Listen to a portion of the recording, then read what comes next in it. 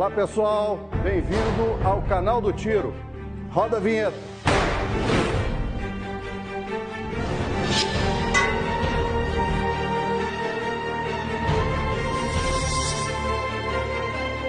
Tiro para vocês, toda semana trazendo sempre um convidado sobre o oferecimento aí do Clube Elite Brasil, da Táticas Brasil e através da nossa Vale TV, né? Nossa Vale TV que está cada dia melhor, cada dia trazendo mais assuntos para o seu conhecimento. E, como vocês sabem, todo episódio um novo convidado. E o convidado de hoje é um amigo que eu tenho, né? E é um baita profissional.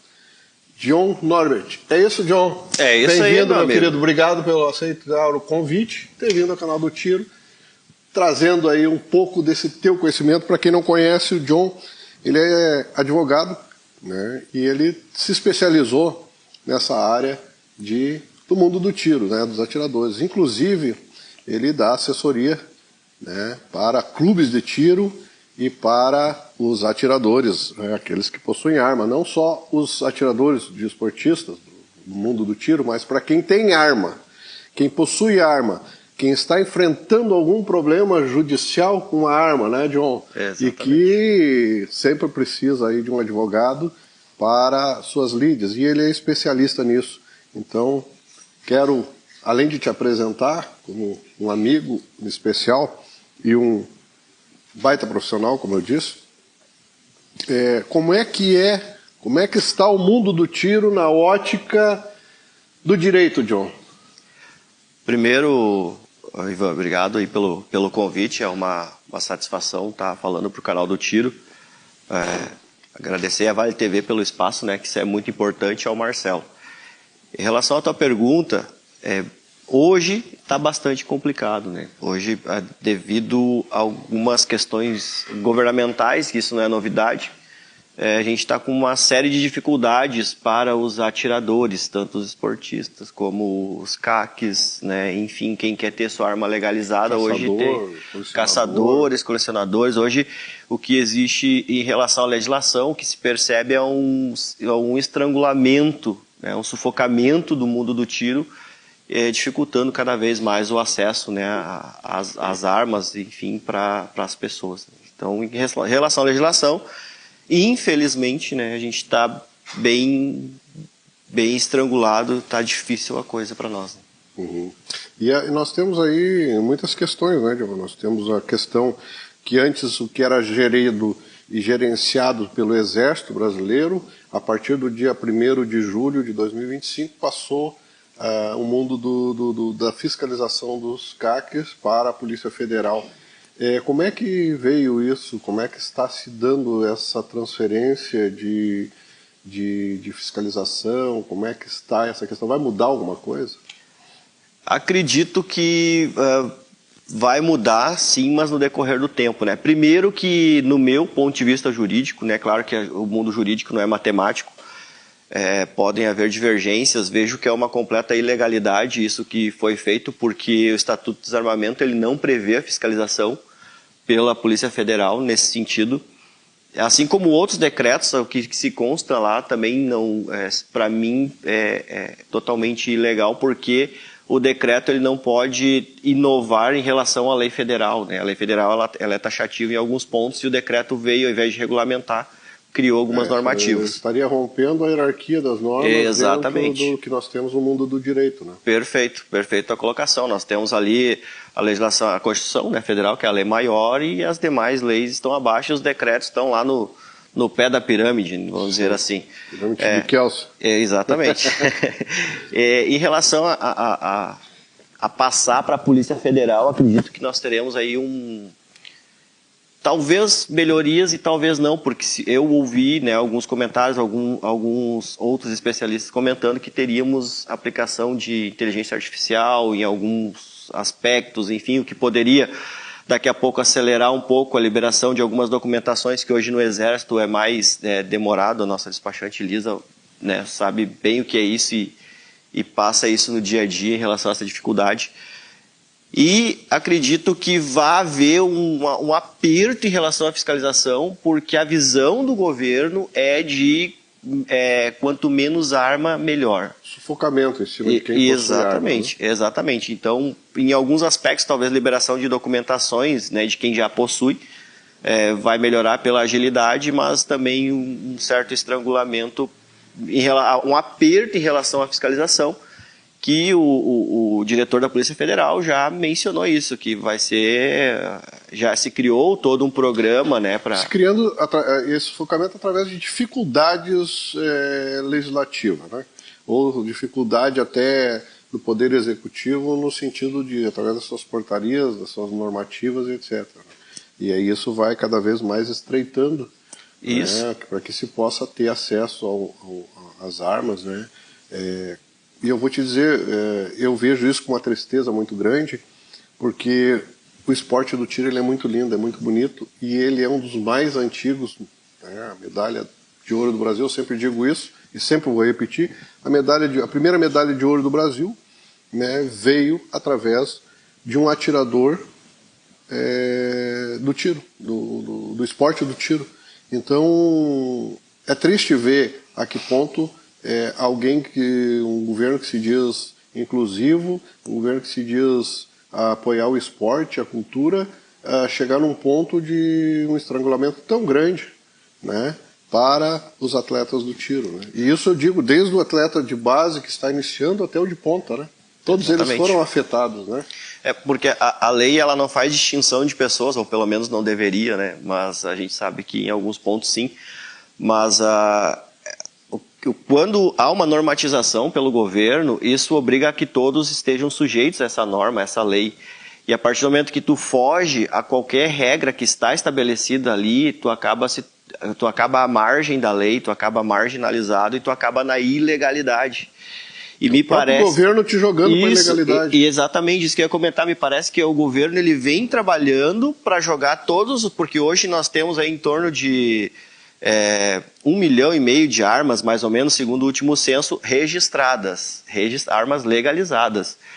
E isso, todas essas armas, todos esses proprietários, alguém tem uma arma, outros têm 5, outros têm 7, enfim, mas todos esses proprietários dessas armas, o governo parece que quer jogar à margem da legislação, sufocando ou criando regras difíceis de ser cumprida, para que chegue ao ponto de dizer, bom, eu não tenho mais o que fazer, eu vou ter que entregar minhas armas para o governo. Sim. Esse me parece o caminho. Porque ele sabe que o povo brasileiro que gosta de arma, por exemplo, o gaúcho, é cultural. Exatamente. O gaúcho sempre lidava com o gado na fazenda, lá nos primórdios, com sua faca na cintura, sua adaga, né, porque precisava, para se defender, para se alimentar, etc., porque estava no meio do campo, e com a sua arma na cintura. Então isso é cultural, isso já vem há muitos anos. E nós temos que preservar essa história, né, essa cultura. E assim como outros estados também que trazem essa cultura armamentista, né? Hoje o estado do Rio Grande do Sul é o estado mais armamentista que tem. Puxando aqui para o lado, Santa Catarina também hoje está dentro de um patamar bastante alto. Exatamente. Com o armamentismo, né? Mas não é o armamentismo puro e simples. A gente tem que provar muita coisa, né, através de documentação, de negativas criminais, etc., para poder dizer, olha, eu estou apto a portar uma arma, a ter uma arma, a ser um atirador desportista. Então, isso não está sendo visto como deveria pelo governo federal. Pois uma arma hoje que tu compra, em torno de 70% dessa arma é imposto.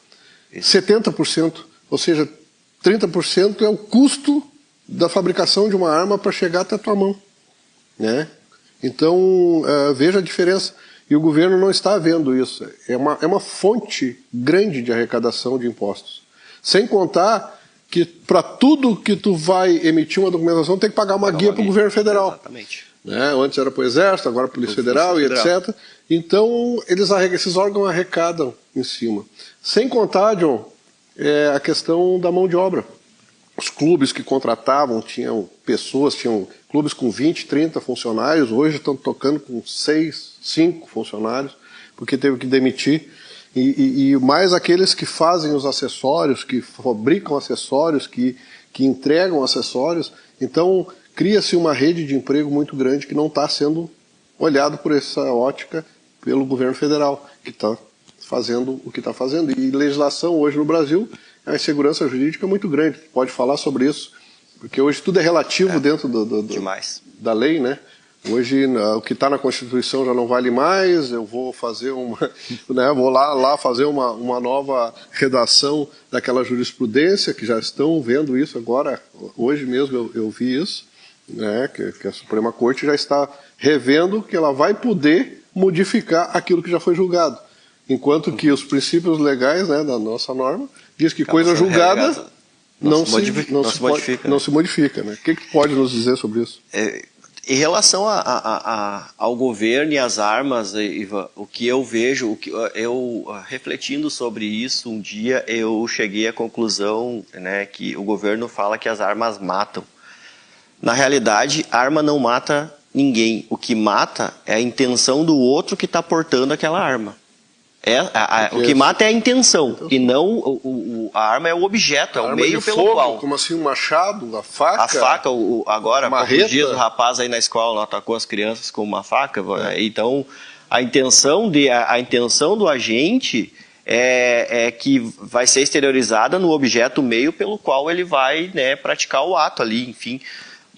Mas para o governo o que mata é a arma, mas né, não é para o governo, seriam por algumas ONGs interessadas, também, patrocinadas por verbas internacionais, né? De pessoas que não têm intenção. De pessoas que não querem saber das armas, né? Querem saber quanto pior, melhor. Né? E em relação à a legislação e à insegurança jurídica, sim, hoje nós temos uma insegurança jurídica tremenda. Muitas vezes eu comento com alguns colegas que eu tenho vontade de pegar o meu diploma, rasgar, botar no lixo, porque o que eu aprendi na faculdade, inclusive lendo livros de alguns que estão no STF, eu vejo que... Eu me desfiz de alguns constitucionalistas com quais eu aprendi em cima das obras deles e tinha coleção de livros, eu pus no lixo.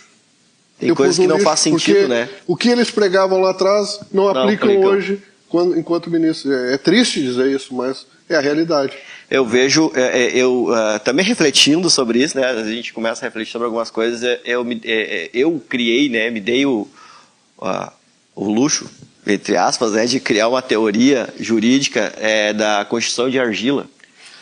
Constituição de Argila é porque eu vou lá e moldo ela de acordo com o meu interesse. Assim como eu faço com a argila. Eu posso moldar um vaso, posso moldar um prato, de acordo com o que eu quero que aquilo seja. Então, hoje o que se vê nas decisões do STF, principalmente em relação agora que validou os decretos do Lula, que no meu ponto de vista, né, existe muita ilegalidade, que sim, que são válidos. Agora eu posso, então, por decreto, legislar, né, o que deveria ser feito por lei federal, discutida no Congresso, votado e aprovado. E não, agora pela ideia eu vou lá, faço um decreto um canetaço e quando o Congresso ainda decide alguma coisa, recorrem ao Supremo para derrubar a decisão de quem tem por origem fazer leis, fazer normas. Eu comparo, essa tua colocação é perfeita, Ivan, e eu comparo isso no sentido de que eu pego um processo contra alguém e dou para o meu amigo julgar. Julga para mim isso aqui, vê o que tu acha.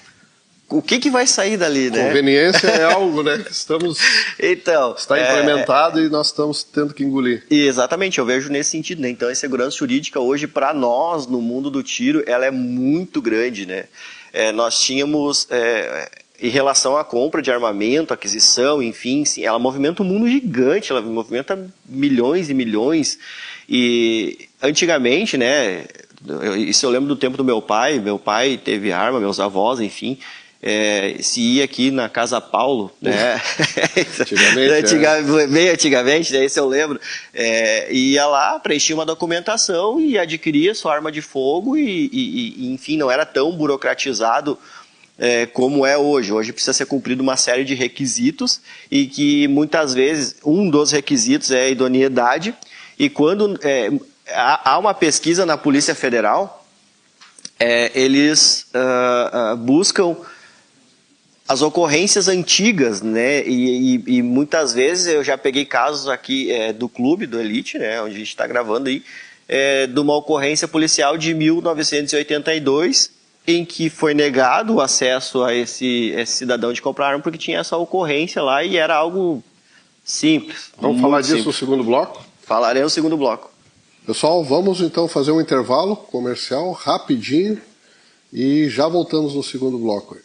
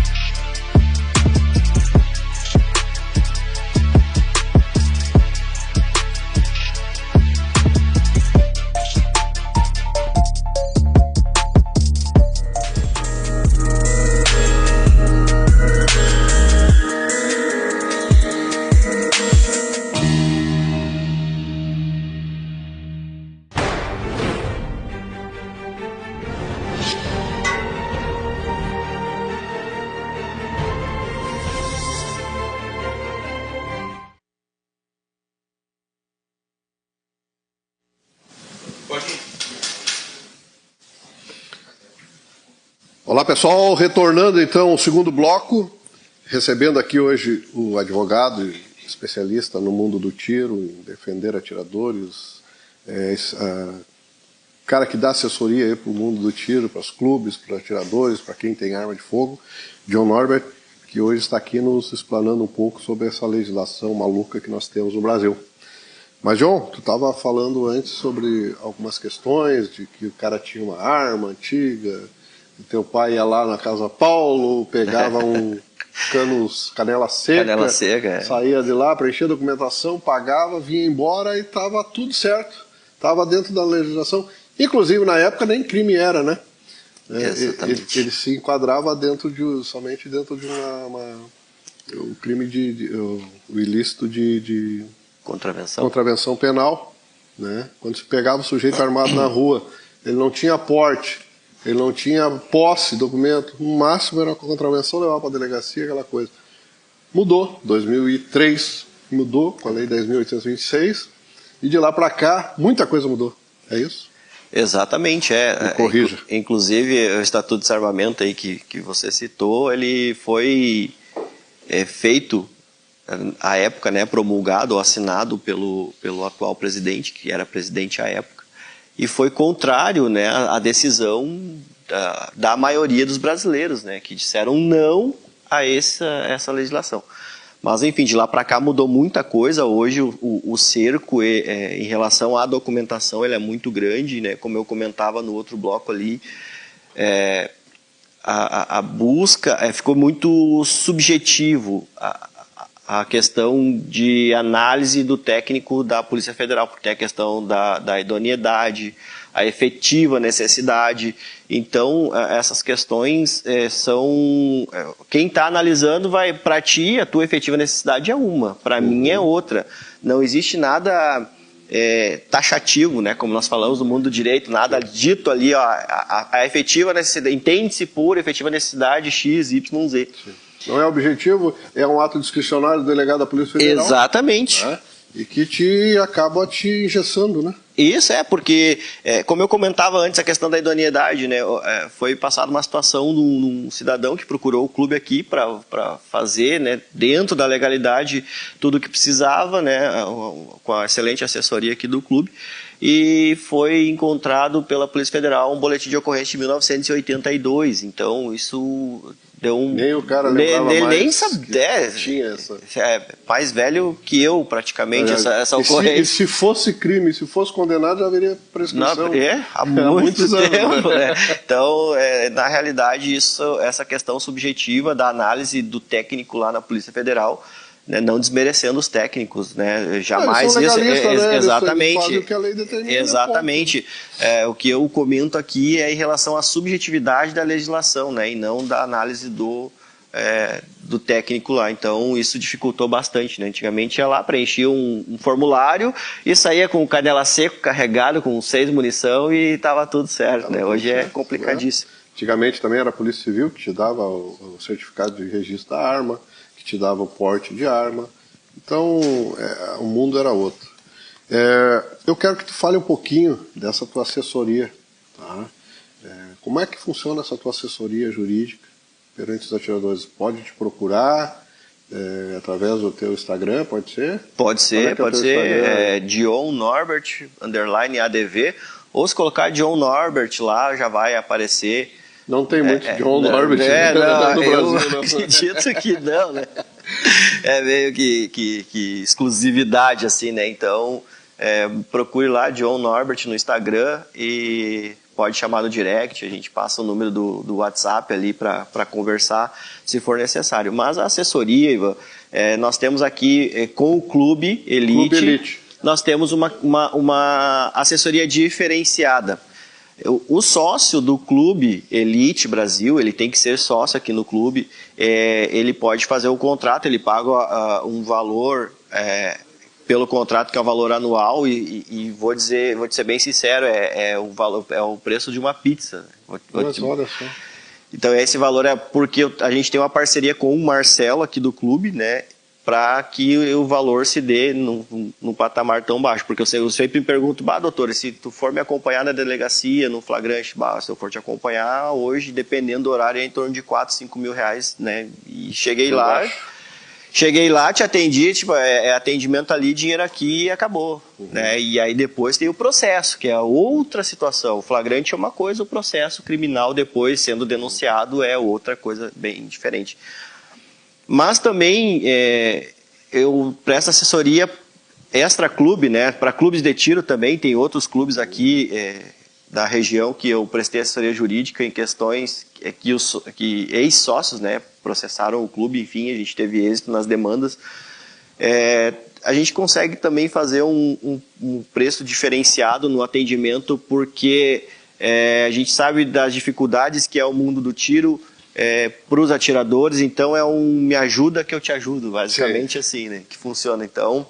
Porque eu sei que tu é apaixonado pelo mundo do tiro também. Sim, com certeza. E tu entende essa situação de quais os atiradores e quem possui arma passa no dia a dia. Exatamente. O que eu digo sempre, Ivan, advogar, né, todo mundo advoga. Sim. Mas especializar em determinados ramos são poucos, então tem que ter conhecimento para atuar, porque senão tu acaba muitas vezes prejudicando, né, o cliente. São muitos milímetros, são muitos detalhes, né, muita portaria, que tu precisa saber. Exatamente. Ter acompanhamento, né? Exatamente. Outra coisa, aproveitando o gancho aí, e já estamos quase nos encaminhando aí para o final, te perguntar assim, o que muitos me perguntam, né? Doutor, se eu perguntar para o doutor John, eu sou um atirador, minha arma, ela está no CR, ou seja, ela está para atirador, como desportista, certo? Eu estou em casa. E um ladrão entra na minha casa armado, e eu posso utilizar minha arma ou não posso utilizar minha arma? Até onde vai, e essa pergunta técnica que eu estou te fazendo até onde vai a minha legítima defesa? A legítima defesa, de trás para frente, ela vai até o ponto que tu cessa a injusta agressão. A partir do momento que a pessoa que estava adentrando a tua residência, ela, né, cai, toma, enfim, não esboça mais reação, ali cessou a tua legítima defesa. E em relação à primeira pergunta, deve, porque... Mas a arma não tem que estar trancada dentro de um cofre, desmuniciada, conforme o regulamento do Exército? O que acontece, Ivan? A legislação, ela menciona lá no artigo 25, lá no Código Penal, que age legítima defesa né, aquele que se utiliza dos meios necessários para cessar uma injusta agressão atual e eminente. E então, se a pessoa, independente se ela estava no cofre, se não estava, enfim, ele vai se utilizar do meio necessário, que é o armamento dele, para cessar uma injusta agressão ao patrimônio dele, que é a residência, né, que está sendo cometida por alguém que adentrou sem que fosse convidado, né, autorizada a entrada. E então ele se utilizou do meio, ele está agindo em legítima defesa, e agindo em legítima defesa aí ele está amparado pela legislação, ele não comete o crime, né? Não existe uma ilicitude naquela conduta do... Criminalmente não, e administrativamente? Administrativa... Ele poderá responder? Aí é relativo, né, aí é relativo, não, tá certo. Eu sei a resposta, mas eu estou te provocando até mesmo porque aqueles que estão nos assistindo saber até que ponto isso vai... Administrativamente é relativo, porque o Exército pode entender que a tua arma tinha, a Polícia Federal agora, né, entender que a tua arma deveria de estar trancada, né, enfim, mas tu foi lá e não estava, e se utilizou. Aí no mundo administrativo é relativo. Aí nós vamos para uma... Mas também há a defesa que o advogado faz essa defesa perante hoje a Polícia Federal, antes ao Exército. Exatamente, porque daí tudo vai depender, Ivan, de como que vai vir a instrução ou como vai vir o relatório dessa questão administrativa que vai ser imputada a ele. Aí a gente vai bater em cima, a portaria Colog lá e tal, diz assim, agora não sei como é que vão ficar, né, mas a portaria do Exército diz isso, a legislação diz aquilo, então a gente vai bater em cima. Mas a legítima defesa, ela, né, criminalmente, ela... E aí eu vou te provocar mais um pouquinho. Vamos lá. Digamos que ele foi imputado a ele o ilícito administrativo por ter usado a sua arma numa legítima defesa. Beleza, ele vai ser absolvido criminalmente pela legítima defesa, isso em tese. E ele foi apontado pela PF hoje em dia, antes pelo Exército, que ele não deveria ter e ele vai ser penalizado. E tu faz a defesa como advogado constituído desse atirador. E, assim mesmo, ele continua, no final lá do relatório, continua sendo imputado a ele uma penalidade administrativa. Vai perder sua arma. Vai ter que entregar, né, porque tu cometeu. Cabe tu pegar essa decisão e judicializar ela, né, levar ela ao judiciário para discutir as questões que não foram observadas dentro da legislação? Cabe porque Ou seja, discutir o ato administrativo? Isso, cabe porque a via administrativa ela não esgota ou não elide ou não extermina o meu direito de buscar o judiciário.